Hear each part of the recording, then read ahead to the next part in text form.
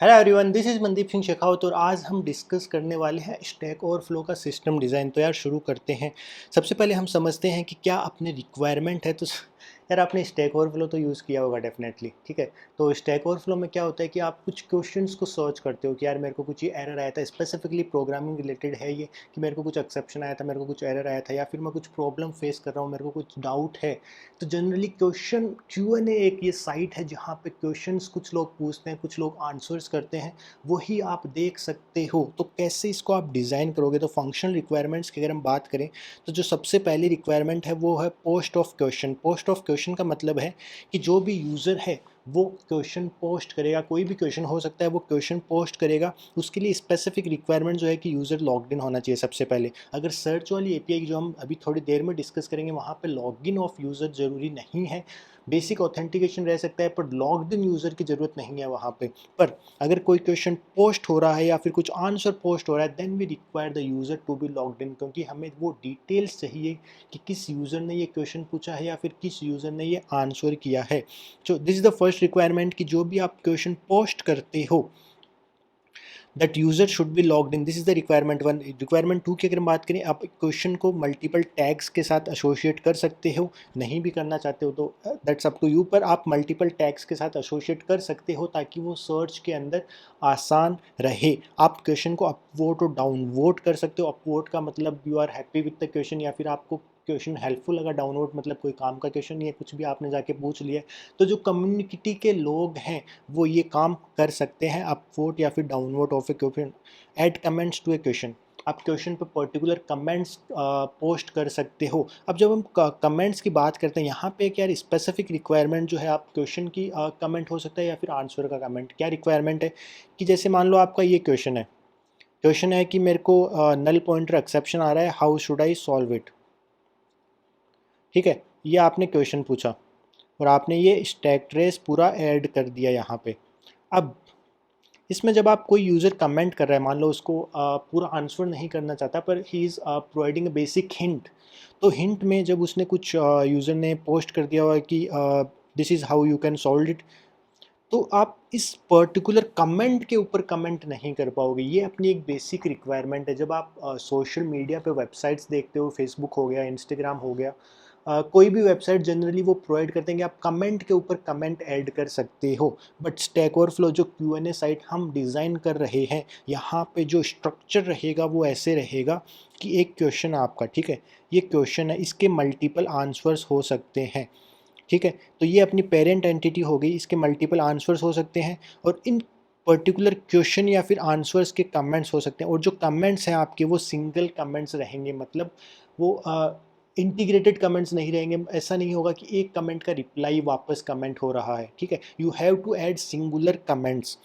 सो और अपने क्वेश्चन में टेक्स्ट हो सकता है, इमेजेस हो सकती है। पोस्ट आंसर की बात करें तो this is the second API which we want to provide. Q&A site है तो क्वेश्चन का हो गया अपना। Now we have to provide the functionality to add answers. Any user can answer to a question given that the user is logged in. Multiple answers can be associated to question. This we already have discussed. You can also upvote and downvote the answer. You can add comments to a answer. Again, there will be no, like, the comments will be singular. You can't reply to a comment. एक ये specific requirement है कि the single user can write only a single answer. ऐसा नहीं होगा कि एक user multiple answers लिख रहा है। If a user want to add another answer, he should edit or she should edit the answer which was already added earlier. ठीक है, तो these are the basic two requirements. Now another thing is questions news feed. क्वेश्चंस news फीड की अगर हम बात करें, if a particular user wants to see what all are open questions on Stack Overflow, so I should be able to सी। अगर आप कभी होम पेज पे गए होंगे, आई एम नॉट श्योर अगर आप कभी होम पेज आपने विजिट किया स्टैक ओवरफ्लो का, but if you go to the home page of Stack Overflow, you can see list of questions which were like asked recently, or like based on the timestamp, based on the tags you can select, and the news feed is appearing there. So you can select, if you want to answer particular questions, you can do that. So that is the one functionality you want, key the user should be able to see the question nude feeds, and if they want to answer the questions, if you want to just browse through the questions, the user can do it. A user should be notified for questions answers subscribe to. Now let's say I have asked a particular question. Now how do I want to see कि इसका answer आया होगा. तो one possible way is I get a notification if there is any answer added to that question or if there is any comment added to that question. ठीक है. Else could be कि एक कुछ particular question, I am interested in that question, वो question मैंने खुद ने नहीं पूछा है but I am interested in that question. So what I can do is I can subscribe to that question and if there is any answer associated to that question या फिर any comment is associated to that question, I will get a notification that this was the question you have earlier subscribed to. There is a new comment or new answer. Go check it out. So this is the another requirement which we have on this Q&A site, Stack Overflow site. Another thing is search for questions. तो जो मतलब basic functionality we want to provide is you want to search the content which is already present on your website. तो होता क्या है, जैसे आपको provide क्या करना है, सर्च बार प्रोवाइड करनी है. ठीक है. सर्च बार का मतलब है कि आपको कुछ भी डाउट है, ठीक है, any issue you are facing, you can search on the site using those keywords. So you will search for this search with those keywords, and if there is any similar questions asked in the past, what you can do is you can go through that question and check the answers. ठीक है. आप नया question नहीं पूछना चाहते क्योंकि वो already existing है. There is no point asking a new question, so you are allowed to search for a question, and this is the one functionality we want to provide on the database we have of these questions and answers which was already created by other users. User timeline की बात हम करें, ये strong requirement नहीं है but this the one requirement we want to support कि user कोई particular user है, Mandeep is a user and Mandeep wants to see कि what all questions I have asked on this website और what all answers I have asked. इसके अलावा भी कुछ हो सकता है, जैसे बैज आपको कौन से मिले हुए हैं, what kind of points you have, bounty you have. So all those details if I want to see on my timeline, so you want to reflect a user timeline. तो एक वो प्रोफाइल हो गई, यूज़र प्रोफाइल आप create कर रहे हो, and if a user want to check that out, so user can check it. So these are the basic requirements, these are the functional requirements we want to support for our application. अब P1 requirements की अगर हम बात करें तो these are the requirements which we will not be discussing in this particular system design, but obviously like you can extend this particular design itself to support these requirements. So the first requirement is rank answers for a question. So let's say like for a particular question there are multiple answers. ठीक है. तो there are multiple answers. So what you want to do is you want to reflect the top question or the best not the question, best answer on the top for that particular question. Let's say for a particular question there are 5 answers. So you want to rank these answers basis on their relevance. ठीक है. तो एक तो ये हो सकता है कि what are the maximum votes that question answer got, that is the one. Now other could be like if a particular answer is expected by the user who has asked the question, because that is the most useful answer and that helped out to solve that particular question. ठीक है. तो एक वो चीज़ हो गई. So these are the kind of factors which you want to support and sort the answers list. Views for particular question या फिर answer. This is another functionality कि कितने यूज़र्स ने उस क्वेश्चन को व्यू किया है, कितने यूज़र्स ने उस आंसर्स को व्यू किया है. तो it's kind of analytics, it's like analytics kind of its kind of analytics support जो आप प्रोवाइड कर सकते हो on top of what all the data, like what all questions and answer you have in your database. So these are the functional requirements. Now let's move to non-functional requirements. Non-functional requirements, if you are aware, are the requirements which are kind of constraints for the functional requirements you have defined. Number one is availability. Availability की अगर हम बात करें, आज ये हर system के लिए important रहता है. Availability basic means, availability की बात करें या फिर reliability की बात करें, basic means कि you want your application to be always available. It should not happen कि मैंने कुछ क्वेश्चन पूछा और वो क्वेश्चन वो वेबसाइट पे अपलोड ही नहीं हुआ. ठीक है. ऐसा नहीं होना चाहिए. Another thing would be like आप मतलब a particular user is searching for any question, so at that time the website is not available. तो we want to support maximum availability. latency की अगर बात करें, अब कोई भी यूज़र सर्च करता है बेसिक, ठीक है, या फिर कोई भी यूज़र क्वेश्चन पूछता है तो वो जल्दी से जल्दी अपलोड हो जाना चाहिए. अब जो लेटेंसी की मेन बात आती है वो आपकी सर्च फंक्शनैलिटी में आएगी कि जब भी कोई यूज़र सर्च कर रहा है for a particular question, we should be able to search for that question in our database in minimum time possible. So latency we want to support is minimum. Let's take a goal of 2 second which is ज़्यादा है, 2 seconds ज़्यादा है. हमें search की functionality less than 1 second होनी चाहिए obviously. ठीक है. तो let's say we want to support our latency to be less than 1 second. अब इवेंचुअल कंसिस्टेंसी की बात करें, इवेंचुअल कंसिस्टेंसी कैसे, तो यार ये मतलब ऐसा चलेगा कि आपका एक बार क्वेश्चन पोस्ट होता है तो वो कुछ टाइम के बाद रिफ्लेक्ट हो, ठीक है। आपका कोई आंसर पोस्ट करता है तो वो कुछ टाइम के बाद रिफ्लेक्ट हो। We don't want a strong consistency, some inconsistency या फिर eventual consistency is fine to support our higher availability. Question answer once created should be always kept in system unless deleted by users moderators, ठीक है। तो अगर हम durability की बात करें कि आपका डेटा लॉस नहीं होना चाहिए, ठीक है, तो डेटा आपका हमेशा प्रेजेंट रहेगा without any expiry date, unless unless a question या फिर कोई भी आपका जो भी कंटेंट है, unless it is deleted by the users or flagged by moderators, then we will delete that content, ठीक है। तो these are the non functional requirements we want to support for our system. Now let's talk about capacity estimations की कितनी आपकी storage requirement रहेगी, कैसा आपका traffic रहने वाला है। So if we talk about the traffic, this is the number which I got from internet. So 270 million visits per month basically आपका ये रीड टीपीएस है। तो if you want to calculate transactions per second कि आपकी per second कितनी request आ रही है, this is 1110, this is 110। So 110 आपका रीड टीपीएस है, ठीक है। अब आपका राइट टीपीएस कितना होगा, तो रीड टीपीएस डेफिनेटली ज़्यादा रहेगा कि there are less very less number of users who are actually asking the question, but there are lot more users who are actually referring the earlier asked questions. So let's say we have 20% of users who ask the question and 20% of users who answers the question.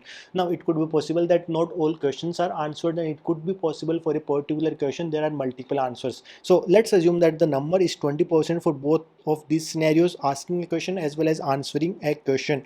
So the TPS would be approximately 20 questions per second and 20 answer per second. So this is the right TPS if we talk about of particular question या फिर right, ठीक है। तो right TPS आपका 20 questions का है, 20 answers का है, तो approximately it's 40 TPS, ठीक है।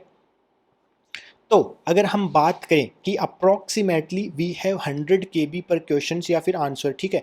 100 KB मतलब कि आपको कितना स्टोरेज रिक्वायरमेंट चाहिए। तो let's say if you want to store a particular question या फिर you want to store a particular answer, the total storage required for that content is 100 KB. So what is the total amount? Total amount will be this 40 into 100. So this is the total requirement of storage 4000 KB per second, 4 MB per second. और अगर हम per year storage की बात करें, so what is the storage requirement per year? This is 125 TB. So these are the capacity estimations. Again, this will depend on the assumptions you can discuss with your interviewer. If you are actually designing such kind of system, you can think over it like what is the expected amount of TPS you have, then what is the expected basis that what is the expected amount of storage requirements you have. Now let's move to high level architecture. अब high level की architecture की अगर हम बात करें तो ये हमने ऑलरेडी डिस्कस किया है कि question is the parent entity, ठीक है। क्वेश्चन आपका पेरेंट एंटिटी है। Now multiple answers can be associated to the question and multiple comments can be associated to a question या फिर answer. So this is the basic like structure which you can say कि आप जब अपना system design कर रहे हो, तो आप जब अपना डेटाबेस डिज़ाइन कर रहे हो, सो दिस द बेसिक आपका जो स्कीमा रहने वाला है वो ये आपका बेसिक मान मतलब बेसिस आप इसके ऊपर डिज़ाइन कर सकते हो। तो ये आपका डायग्राम है, पूरा सिस्टम है, इसको हम वन बाय वन डिस्कस करते हैं and let's deep dive into it कि what each of the component stands for and what kind of functionality they are serving, ठीक है। तो ये अपने यूज़र्स हैं, ये इसमें एक मनदीप है, ये मनदीप 2 है और ये है मनदीप 3। 3 मनदीप यहाँ पे हैं। तीनों मनदीप क्या कर रहे हैं, स्टैक ओवरफ्लो की वेबसाइट को एक्सेस कर रहे हैं। तो सबसे पहले अपना हिट करेंगे वो लोड बैलेंसर को, प्रॉक्सी सर्वर होगा, ठीक है। एच ए प्रॉक्सी मान लो ठीक है। तो क्या होगा, यहाँ पे हमने मल्टीपल एपीआईज एक्सपोज कर रही है। तो लेट्स से दिस इज़ आर यूआई, ठीक है। ये अपना यूआई है, ठीक है। यहाँ पे बीच में कहीं आप यूआई मान लो, ठीक है। तो हमने स्टार्ट किया फ्रंट एंड सर्विस से कि आप यूआई पे जो भी एक्शन ले रहे हो, यूज़र कोई भी एक्शन ले रहा है, मान लो आपने ये किया कि आस्क क्वेश्चन के बटन पे क्लिक किया, आस्क क्वेश्चन, ठीक है। आस्क क्वेश्चन पे आपने क्लिक किया और फिर आपने क्वेश्चन का कंटेंट ऐड किया, ठीक है, क्वेश्चन का कंटेंट ऐड किया और फाइनली आप क्या कर रहे हो, पोस्ट क्वेश्चन, ठीक है। तो वो एपीआई कैसे काम करेगी, let's discuss that. So we have exposed a controller service. Controller अपनी फ्रंट एंड सर्विस है जो मतलब वेब यूआई और अपना जो वेब यूआई है, it is backed by a controller service, जहाँ पे हमने कंट्रोलर्स एक्सपोज कर रखे हैं जो अपने बैक एंड सर्विस की एपीआई से इंटरेक्ट करेंगे to get the response from them. So let's first start with the post question API. यहाँ पे आपका क्वेश्चन टेक्स्ट रहेगा, इमेज यूआरएल, यूजर डिटेल्स और टैग्स, ठीक है। User details definitely a user should be logged in. यहाँ पे हमने ऑथेंटिकेशन वाला मैकेनिज्म नहीं सेटअप किया, user should be logged in before calling each of the API. तो जैसे आपने ये वोट कंट्रोलर वाली एपीआई है, तो कोई भी यूजर अगर वोट कर रहा है तो we should first authenticate that request before sending out to backend. तो ऑथेंटिकेशन वाली लेयर हमने यहाँ पे इंक्लूड नहीं करी है, but assume that that is part of each and every component which is present here, ठीक है। इमेज यूआरएल की बात करें तो हमने बोला था कि यार the question which you post या फिर answer which you post, you can post as a text or a image. Now what you want to do is, generally रहता क्या है, जैसे आपने ये मानो कि आपका है स्टैक ओवरफ्लो का पेज, आप क्वेश्चन वाला पेज, ठीक है। यहाँ पे आप क्वेश्चन का कंटेंट ऐड कर रहे हो। Now if you want to upload a image, what you will do, we have a upload image का बटन, यहाँ पे आप क्लिक करोगे, आपने कुछ अपने लोकल मशीन से इमेज को अपलोड किया, तो क्या होगा, हम क्या करते हैं, बैकएंड में जाके उस इमेज को अपलोड कर लेते हैं और उसका S3 यूआरएल फेच कर लेते हैं। अगर हम स्टैक ओवरफ्लो की बात करेंगे, it is built explicitly on Microsoft का स्टैक, सारा का सारा। लैंग्वेजेस की बात करें या फिर सर्वर्स की बात करें, डेटाबेस की बात करें, it is explicitly developed on Microsoft का stack, but we are using AWS, ठीक है, क्योंकि मनदीप को वही आता है।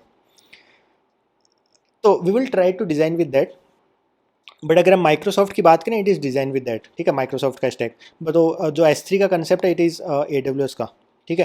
तो it is object storage where we will upload any media, in this case we are uploading images. तो आपने मान लो इमेज का बटन क्लिक किया, you uploaded a image, you will return the S3 URL of that image, ठीक है। तो that image you are passing as part of your post question API. ये इमेज यूआरएल लिस्ट रह सकती है कि कौन सी इमेज कहाँ है, वो कंटेंट में पार्ट रहेगा, ठीक है। कि इस यहाँ पे ये वाला इमेज यूआरएल है, then you can parse it when you are actually displaying that question. So this the basic structure of API. You will call post question controller. Controller जैसे मैंने बताया, यहाँ पे वो अजेक्स रिक्वेस्ट को हैंडल करेगा, ठीक है। तो अब अपनी जो बैकएंड सर्विस है, backend यहाँ पे we have created two services. There are two services which handles overall operations. One is publish service and another one is search service. Publish service का काम क्या है, कोई भी content writing वाला action होता है, जैसे आपको you want to post a question, you want to post an answer, you want to vote particular question या फिर answer, you want to add a comment for any question and answer. So all these kind of publish kind of actions are handled by publish service. Another thing, another service which we have created is search service, which handles the search kind of functionalities. और search kind of functionalities में देखो main होगा कि आप question को search कर रहे हो, that is one functionality. Another functionality is you want to fetch the questions timeline, ठीक है, वो another functionality we want to provide what all questions are posted on our website, so that's another functionality. Another is user timeline API. So user timeline specifically what it does is it fetches what all actions are taken by that user, what all questions are asked by that user, what all answers are added by a particular user. So we have two services, publish service and then search service, ठीक है। तो publish service and search service दोनों है अपने पास, and इसमें there are multiple APIs which are expose to handle specific operations which are hit by this controller. So let's first start with the post question controller. Post question controller की API का hit होगा load balancer अपना है definitely with in fronting the publish service. इसमें post question की अपनी API है। अब हम डेफिनेटली LLD में नहीं जाएंगे कि इंटरनली काम कैसे करता है, पर अगर हम हाई लेवल पे देखें तो ये API करेगा क्या।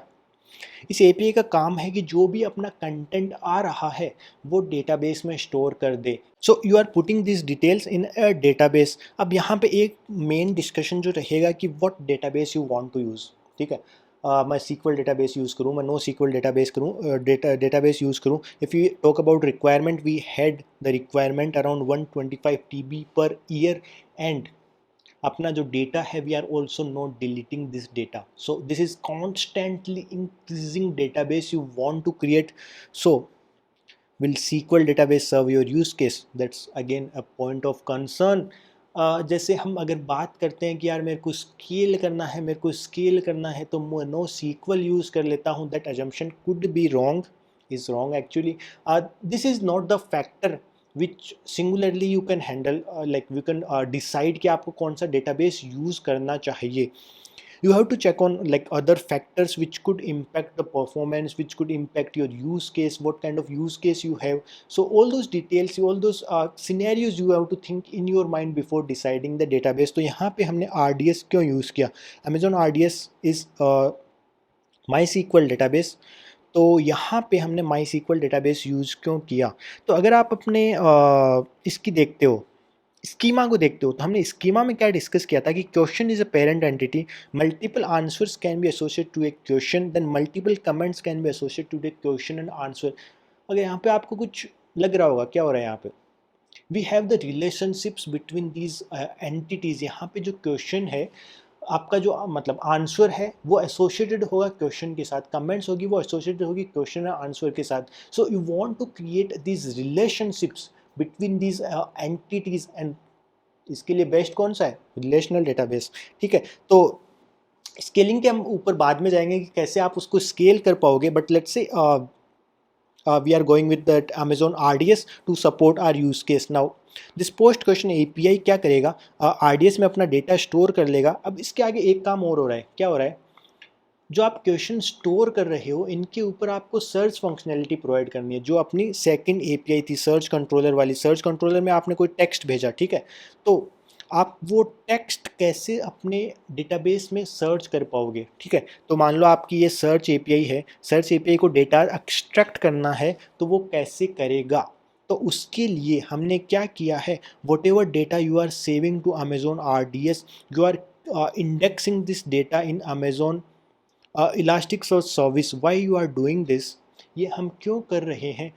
क्योंकि आपको हर एक पैरामीटर पे सर्च कर पाओगे आप. जैसे आपको टैग्स के ऊपर सर्च करना, आपको क्वेश्चन का जो टेक्स्ट था उसके ऊपर सर्च करना है. So all those things you can easily do, या फिर ये जो सर्च फंक्शनैलिटी है वो आप इजीली प्रोवाइड कर सकते हो with the help of elastic search service. ये AWS लैम्डा हमने बीच में इंट्रोड्यूस किया है. This is also a service. What it does is, it जो भी आपका DB में कोई भी अपडेट आती है, ठीक है, तो वो डेटा आपके इलास्टिक सर्च क्लस्टर के साथ सिंक कर देगा.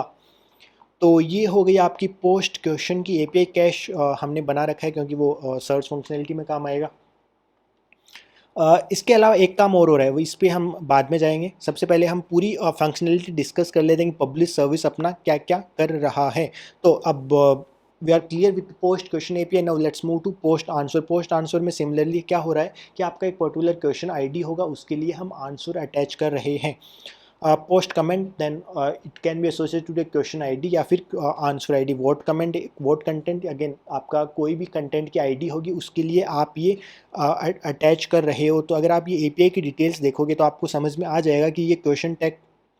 पोस्ट क्वेश्चन की बात करें हम यहाँ पे, तो इसमें अच्छा, पोस्ट क्वेश्चन की बात हमने ऑलरेडी कर लिया. पोस्ट आंसर की अगर हम बात करें तो you are associating that answer test with particular question ID. इसमें भी इमेज वगैरह सब कुछ हो सकता है. पोस्ट कमेंट की अगर हम बात करें तो it will be like it can be on a question as well as answers. तो हमने यहाँ पे कंटेंट ID डाली है. Content ID basically means it can be question ID या फिर आंसर ID. कंटेंट टाइप हमने डाल दिया कि ये क्वेश्चन है या फिर आंसर है. कमेंट का एक्चुअल टेक्स्ट, फिर यूज़र डिटेल्स किसने ये पोस्ट किया है. सर्च टेक्स्ट इस पर हम बाद में जाएंगे, ठीक है. तो these are the APIs which are supported by publish service. Now post question या फिर post answer, all those are stored in our Amazon RDS database. तो मैंने कुछ लेवल पे स्कीमा डिफाइन करने की कोशिश करी है कि आपकी एक क्वेश्चंस की DB है, क्वेश्चंस की एक टेबल है, आपकी एक आंसर्स की एक टेबल है, एक कमेंट्स की एक DB है, कमेंट्स की एक टेबल है, ठीक है. तो in these tables what you do is you have created this schema so that they are associated या फिर they are interlinked with each other, कि किस क्वेश्चन के कौन से आंसर्स है, किस आंसर्स पे कौन से कमेंट्स है, वर्ड्स कौन से हैं, ठीक है, ऑल दोज डिटेल्स. तो बेसिकली हमने यहाँ पे 3 DBs क्रिएट करी है to support our use case. अब हम चलते हैं किसके ऊपर, इसके ऊपर. तो यार अपनी एक रिक्वायरमेंट ऐसी थी कि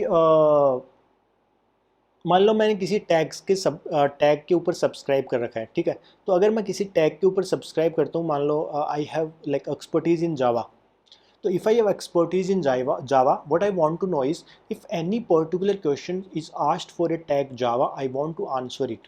ठीक है, तो वो अगर क्वेश्चन आता है, मैं बार बार स्टैक ओवरफ्लो पे जाके चेक तो करूंगा नहीं कि यार इस टैग का एक क्वेश्चन आया, चलो आंसर कर दो। What you want to do is, अगर किसी यूजर ने उस टैग को सब्सक्राइब कर रखा है, you want to notify that user. तो this is the one requirement. Another requirement जो हमने ऑलरेडी डिस्कस कर रखी है कि मान लो मैंने क्वेश्चन पोस्ट कर दिया, अब a particular question has posted एक आंसर और a comment on that question, I want to get notified for that. So that functionality is handled by our this architecture. यहाँ पे आप कर क्या रहे हो, आप Amazon SNS पे एक नोटिफिकेशन पब्लिश करोगे which is consumed by Amazon SQS। This you can assume कि आपका एक डिस्ट्रीब्यूटेड क्यू है, ये एक डिस्ट्रीब्यूटेड क्यू है और आपका ये नोटिफिकेशन सर्विस इसके अंदर कंज्यूम कर रहा है। जो भी आप नोटिफिकेशन पब्लिश कर रहे हो, नोटिफिकेशन सर्विस विल नो कि कौन से यूजर्स को ये नोटिफिकेशन पब्लिश करना है and it will publish the notification to these users. We have already created a system design of a notification service, so if you are interested in that, go check it out. आपको complete architecture समझ में आएगा कि ये notification service काम कैसे करेगा once it is able to consume that particular message from Amazon SQS। Another thing could be कि आप इस ये जो भी नोटिफिकेशन आ रहा है वो एनालिटिक सर्विस कंज्यूम कर रहा है कि कोई भी जैसे आपको व्यूज़ निकालने हैं, फिर कोई भी आपको ऑपरेशन करना है, कोई भी एनालिटिक्स करने है, किस टाइप के क्वेश्चंस ज़्यादा पूछे जा रहे हैं, कौन से टैग्स के ज़्यादा क्वेश्चंस पूछे जा रहे हैं, कौन यूजर्स ज़्यादा आंसर कर रहा है, इस ज्योग्राफी लोकेशन में सबसे ज़्यादा क्वेश्चन पूछे जा रहे हैं। So all kind of details, कौन सी टेक्नोलॉजी सबसे ज़्यादा हॉट है, so all this kind of analytics which you want to do कैसे कर सकते हो आप इस नोटिफिकेशन को कंज्यूम करके। So this is all about our publish service API कि आप डेटा को पब्लिश कर रहे हो, कोई भी कंटेंट आता है आप उसको स्टोर कर रहे हो Amazon RDS में। Now let's move to our other functionalities we want to provide via search service। तो सर्च सर्विस में जो मेन फंक्शनलिटीज जो हम डिस्कस करना चाहते हैं वो है सर्च क्वेश्चन की API। तो यहाँ पे आप कर क्या रहे हो, user should be able to search with any text. ठीक है, जैसे मैंने सर्च किया एक्सेप्शन, नल पॉइंटर एक्सेप्शन, ठीक है, तो नल पॉइंटर एक्सेप्शन के जो भी क्वेश्चंस है, ठीक है, I want to reflect in the results of that particular API। ठीक है, तो सर्च क्वेश्चन की API में मैंने टेक्स्ट डाला कि नल पॉइंटर एक्सेप्शन डाला, सो all those questions containing this text should be returned. यहाँ पे आप डेफिनेटली पेजिनेशन लगाओगे, आप सारे के सारे results definitely don't want to return all those details. You will definitely implement pagination in your UI, in your controller, जहाँ पे आप कंटिन्यूसली फैच कर सकते हो। जैसे मान लो आपने सबसे पहले 25 फैच किए, फिर आगे 25 अगर यूज़र नेक्स्ट पे जाता है, जनरली जाता नहीं है, तो टू सपोर्ट दैट तो आप क्या करोगे, आप डायरेक्टली इलास्टिक सर्च के पास जाओगे। इलास्टिक सर्च क्लस्टर में क्या करोगे, आपने क्वेरी लिखी हुई है, आप क्वेरी कर रहे हो, टेक्स्ट क्वेरी कर रहे हो आप इस पर्टिकुलर नल पॉइंटर एक्सेप्शन के साथ। तो इलास्टिक सर्च करता क्या है यार, अगर आपको बेसिक आइडिया नहीं है इलास्टिक सर्च का, मैं आपके साथ एक डॉक्यूमेंट शेयर कर दूंगा, आप वहाँ से पढ़ सकते हो कि इलास्टिक सर्च काम कैसे करता है। पर आपको मैं अगर बेसिक आइडिया दूँ, बेसिक आइडिया में अगर आपको दूँ, तो इलास्टिक सर्च सारे के सारे जो कीवर्ड्स हैं उनको इंडेक्स करके रखेगा। ठीक है, तो एक तो आपके टेक्स्ट हो गए, इसके अलावा आपके कीवर्ड्स हो सकते हैं जैसे टैग्स हैं।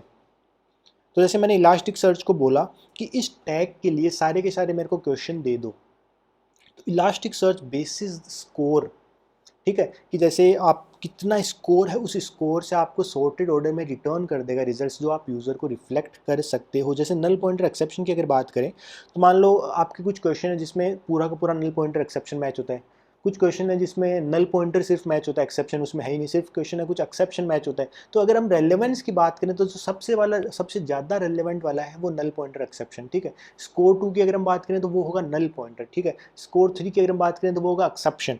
सो these things can be easily handled, या फिर the search functionality can be easily handled by our elastic search cluster। और एक बार आपको क्वेश्चंस की आईडीज़ मिल गई है, तो यहाँ पे आपने पूरा का पूरा वो नहीं कर रखा सारी डिटेल्स कि यार इस क्वेश्चन का ये आंसर है, ये कमेंट है, इसके ऊपर अपने इतने वर्ड्स हैं, ऑल दो डिटेल्स। तो टू गेट एग्रीगेटेड रिजल्ट्स, एक बार आपके पास रिस्पॉन्स आ जाता है इलास्टिक सर्च के पास, आप क्या करोगे, अपनी RDS के पास जाओगे और RDS से आप सारा का सारा डेटा निकाल के लेके आओगे कि इस पर्टिकुलर क्वेश्चन के आंसर्स कौन से हैं और इस क्वेश्चन के पर्टिकुलर कमेंट्स कौन से, ऑल दोज डिटेल्स, कितने अपवर्ड्स हैं, कितने डाउनवर्ड्स हैं, किसने आंसर किया था, तो all those details you can aggregate with the help of Amazon RDS।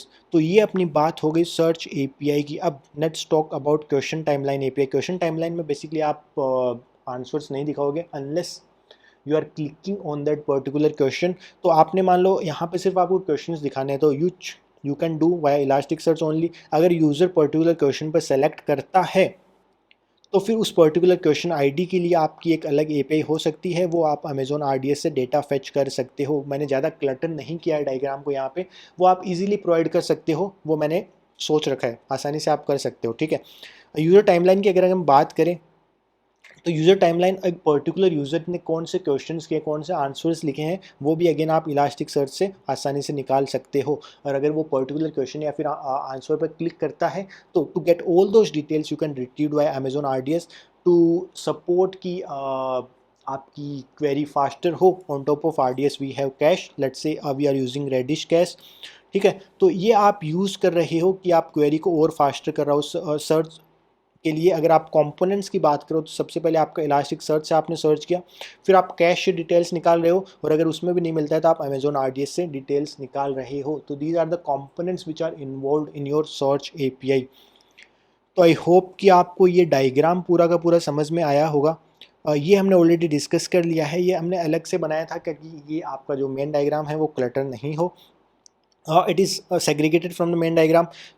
यहाँ पे आप कर क्या रहे हो बेसिकली, तो जो भी अपनी मीडिया सर्विस है, जो भी आप मीडिया अपलोड कर रहे हो, इमेजेस अपलोड कर रहे हो, वो अपलोड करने के लिए हमने एक एपीआई अलग से एक्सपोज कर रही है कि जो भी आपका मीडिया है वो आप S3 में अपलोड कर दो और आप रिटर्न कर दो। अगेन अगर आपका ट्रैफिक ज़्यादा इंक्रीज़ हो जाता है then you have to think about CDN कि जो भी आपका डेटा यहाँ पे होस्टेड है, जो भी डेटा आपका यहाँ पे होस्टेड है, इसका मेटाडेटा आपको कहीं ना कहीं तो मेंटेन करना पड़ेगा। CDN इज़ वन फंक्शनलिटी कि जो भी आपका डेटा S3 में लेट्स से इंडिया का यूज़र है और अपना जो आर्किटेक्चर है वो स्टोर्ड होस्टेड है डबलिन में, तो what you want to do is कि कोई आपकी बड़ी इमेज है तो वो इंडिया के लोकेशन से ही सर्व हो जाए, ना कि मैं अमेज़ॉन S3 जो डबलिन में होस्टेड है वहाँ से फैच करूँ। तो इससे क्वेरी आपकी फास्टर हो जाएगी, आपका जो रिजल्ट्स है, आपकी जो इमेजेस है वो आप जल्दी से रेंडर कर पाओगे, ठीक है। This is the one optimization which you can think of on for the content. Now there are few points which we can consider, जैसे जिनके ऊपर डिस्कशन आपके जा सकता है कि आपका इलास्टिक सर्च का स्कीमा क्या होगा। तो इलास्टिक सर्च के स्कीमा की अगर हम बात करें, जैसे आप इंडेक्सेस कैसे बनाओगे।